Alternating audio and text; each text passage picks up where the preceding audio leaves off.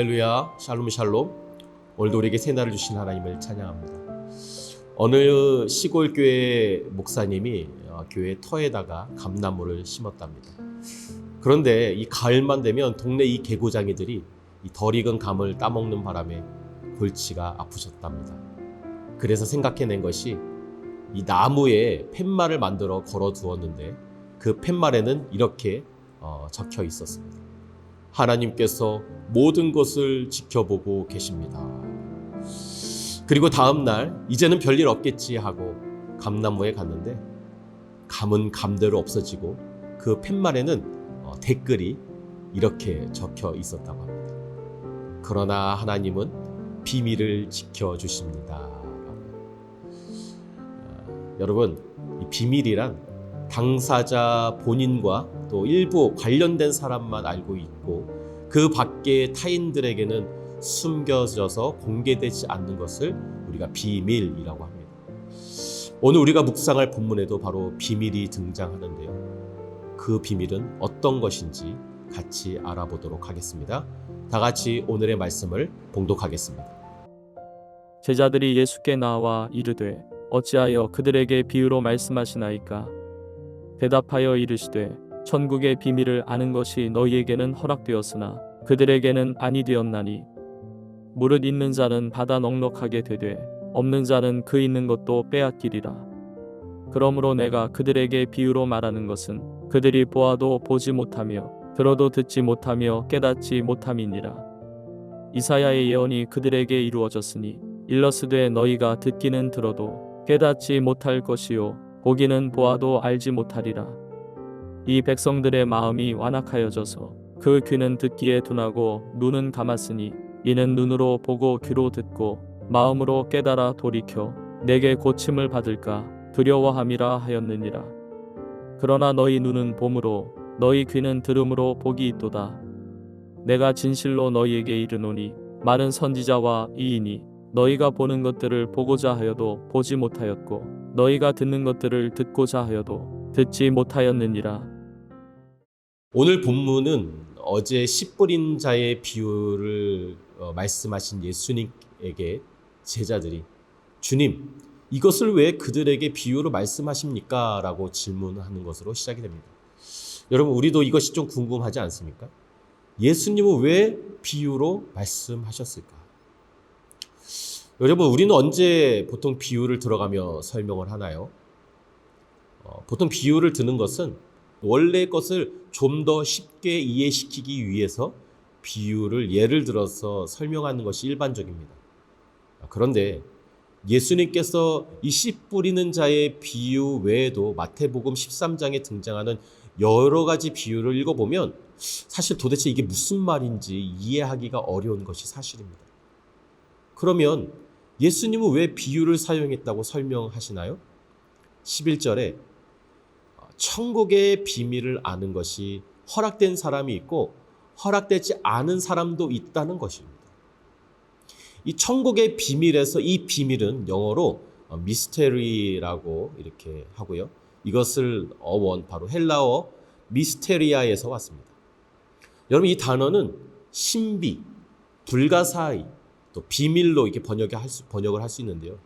이것이 의미하는 바는 무엇입니까?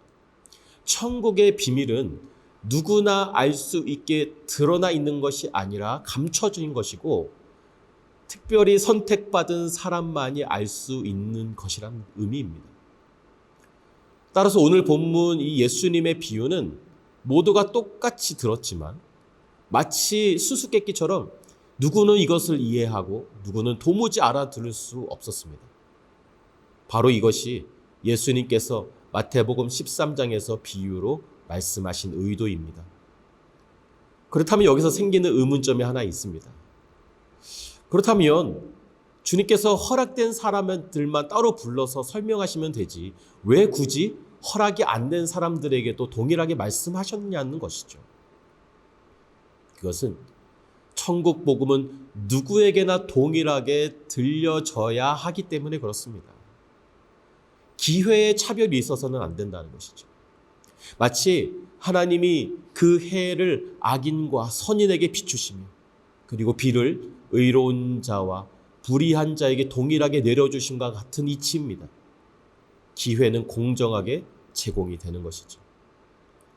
하지만 기회는 동등하게 주어지지만 이 말씀이 깨달아지고 믿어지는 것은 또 다른 문제라는 것입니다.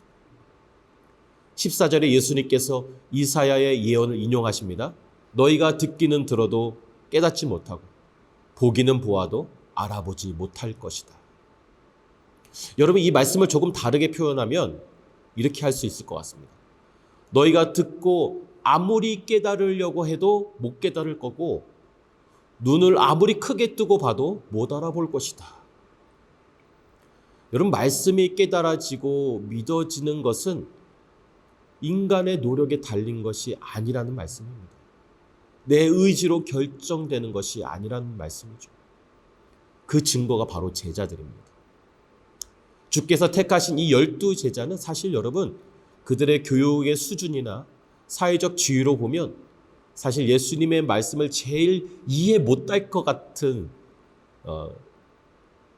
그들이 대부분, 이해 못할 것 같은 사람들이 대부분입니다. 그들은 대부분 어부였고 교육을 제대로 받지 못한 사람들이었기 때문입니다. 그러나 여러분, 서기관과 바리새인은 어떻습니까? 구약의 예언과 율법에 통달한 사람들이었기 때문에 사실 예수님의 말씀을 제일 먼저 이해할 것처럼 보입니다만 여러분, 결과는 어떻게 됩니까? 정반대로 나타나고 있습니다. 이게 무슨 의미입니까? 말씀이 깨달아지고 믿어지는 것은 나에게 달린 것이 아니고 나의 교육 수준이나 나의 지식에 달린 것이 아니라 오직 하나님의 전적인 선택과 은혜라는 것입니다. 이것은 바로 하나님의 주권입니다.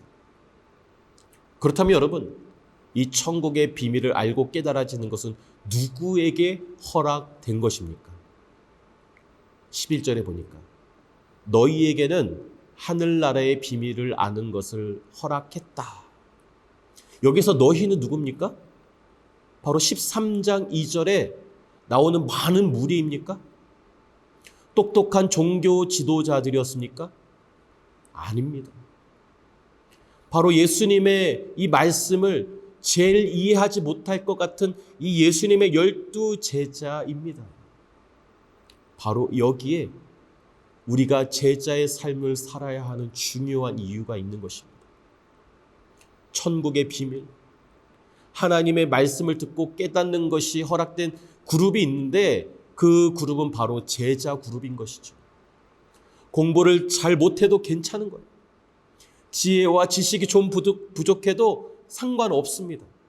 적어도 오늘 본문에 의하면 하나님께서 창세 전부터 하나님의 주권으로 택하신 바로 당신에게만 주어진 것입니다. 예수님께서 자신의 이 핏값으로 사신 바로 이 큐티를 하고 계신 당신에게만 주어진 것입니다. 또한 나는 죽고 예수로 살기로 작정하며 예수님을 쫓는 제자인 바로 당신에게만 이 비밀 아는 것이 허락된 것입니다. 사랑하는 성도 여러분, 여러분은 무리이십니까? 아니면 제자이십니까? 오늘 이 큐티를 통해서 우리 모두가 주님의 제자가 되기로 결단하시기를 바랍니다. 그럴 때 천국의 비밀과 말씀이 들려지고 깨달아지는 은혜가 우리에게 있게 될 것입니다. 또한 이 말씀이 깨달아지는 당신은 주님의 제자요, 천국의 비밀이 깨달아지도록 허락된 복된 사람임을 여러분 믿으시고 오늘 하루도 이 천국의 말씀을 붙들고 승리하시는 저와 여러분이 되시기를 주님의 이름으로 축복합니다. 기도하겠습니다. 하나님 감사합니다. 주님의 말씀에 깨달아지고 알게 되어지는 것은 나의 의지와 나의 지혜와 지식에 달려있는 것이 아니라 하나님의 전적인 선택과 주권임을 알게 되었습니다. 주여, 그리고 이것이 허락된 그룹은 바로 주님의 제자 그룹이었음을 알게 되었습니다. 주여, 이제는 내가 하늘의 비밀, 천국의 비밀을 깨닫고자 하는데 그것을 알기 위해 이제는 내가 제자의 삶을 살게 하여 주시옵소서. 아버지 하나님 핏값으로 사신 이 놀라운 하나님의 그 은혜와 긍휼로 이제는 주님을 쫓는 삶을 살기로 결정하여 천국의 비밀을 소유한 우리 인생들이 되어질 수 있도록 축복하여 주시옵소서. 그래야 이 천국의 비밀을 소유한 모든 우리 성도들이 오늘 하루도 그 천국의 비밀을 가지고 승리하며 또 이 비밀을 전할 수 있는 주의 전도자의 삶을 살아낼 수 있도록 축복하여 주시옵소서. 감사드리며 예수님의 이름으로 기도하옵나이다. 아멘.